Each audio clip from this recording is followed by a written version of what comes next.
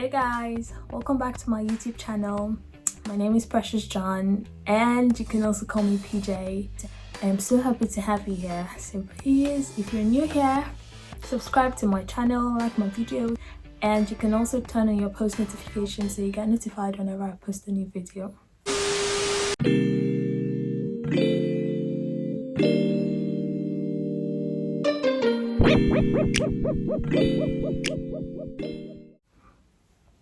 So today I'm sharing some etiquette tips with you all. I hope you enjoyed this video and I hope you find them useful. Meanwhile, these tips are not a must do. It's up to you to take it or leave it. It's not a by force something. So the first one on my list is praise publicly, criticize privately. So when someone does something nice and you feel it's something you should compliment, you don't have to wait until you get into a room with that person before you compliment them. You can always just say, "Oh, nice job," right there to the person. You can also call, especially if you're in a place where there are too many people who are trying to compliment that person. But it just simply means if you can't at that time praise the person, then you should do it there. You don't have to wait until you're in the room. And then for the criticize part, if someone does something wrong, rather than embarrassing the person in public, you can always wait until you're with that person alone and then be like, "Oh, see, this thing you did, it wasn't nice, I didn't like it, please don't do it again." Or you should also think about yourself. If someone were to do that to you, would you like it? You will feel embarrassed rather than corrected. And then the second one is when someone shows you a photo on their phone, don't swipe left or right. You never know what's next. Yeah, this one, some people are guilty. I show you one picture and I'm like, "Oh, is this picture nice?" And then I haven't asked you to look at the other pictures that follow, and then you're already doing that. That is wrong. It's not right. When they give you a phone to look at a photo, look at the photo they've showed you and return the phone, because you can never tell what the next picture what the next picture is going to be. It could be somebody's nude or something that you're not supposed to see, and then the situation becomes awkward. So to avoid that, if you want to look at other things, you can take permission from the owner. It saves you a lot of embarrassment. The third one is there's almost never a reason to comment on someone's weight. Just say you look fantastic. If they want to talk about losing weight, they will. So this one, I don't know, I have never really commented on someone's weight. I don't think it's right to just see someone and be like, "Oh, you've gotten so fat." It's not cool. Or you say, "Oh, you're too thin." People think it's only fat people take offense when you call them fat. Sometimes slim people also take offense when you call them slim. You never know what's going on in their mind. They might be there and you're doing everything possible to add weight, and then you just go and you're like, "Ooh, you're so slim." To you, it's a compliment because maybe you're trying to be slim or something, but to that person, is like an insult. Don't tell me I'm so slim. Just tell me I look pretty, I look good, or don't tell me I'm so fat. If a person wants to talk about their weight, they will be the one to talk about it, but don't start the conversation. Okay, so the first one now is if a colleague tells you they have a doctor's appointment, don't ask what it's for. Just say, "I hope you're okay." Don't put them in the uncomfortable position of having to tell you their personal illness. If they want you to know, they'll do so without your inquisitiveness. If someone says they have a doctor's appointment, oh, you're like, "Oh, I hope everything is fine." Don't go and start asking them, "What is wrong with you?" It's different if they tell you, "Going to the doctor, I have this." If they want to further discuss the issue, they would. You don't have to start prying into their private matter.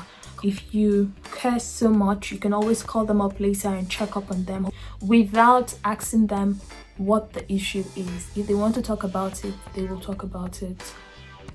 The next thing is treat the cleaner with the same respect as the CEO. Nobody is impressed at how rude you can treat someone below you, but people will notice if you treat them with respect. Yeah, I notice a lot of people tend to treat cleaners with this, you're not on the same level with me. Everybody is equal in the sight of God, so you're not supposed to treat anyone less than the other.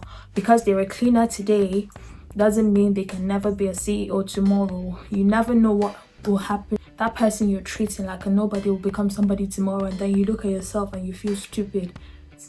Treat everybody as you would treat your sister or your brother or your mother or your father. One thing that is constant is change. Things change, the tables can turn anytime, any day. You don't want that person you were treating bad to be on a higher level than you, and then they start treating you bad. No matter who they are, you don't know how they can help you in the future. And I'm not saying you should treat everyone with respect just so you can get something in return. Just do it. Okay, then the next one is, if a person is speaking directly to you, staring at your phone is rude.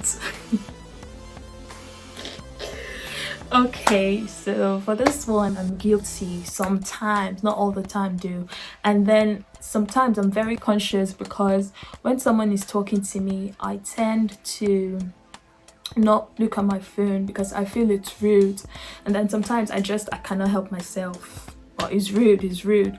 When someone is talking to you, especially when it's something important, it's always good to drop your phone. And even if you must look at your phone, you can do it in a polite manner. Just say, please excuse me, I need to check something out. Then you do it. And it depends on your relationship with this person, because if the person is like your close friend and you're like, I beg, I don't think they would mind. But if it's someone you're just meeting or someone older than you, you should be like, oh, excuse me, let me just do something, then continue talking to them.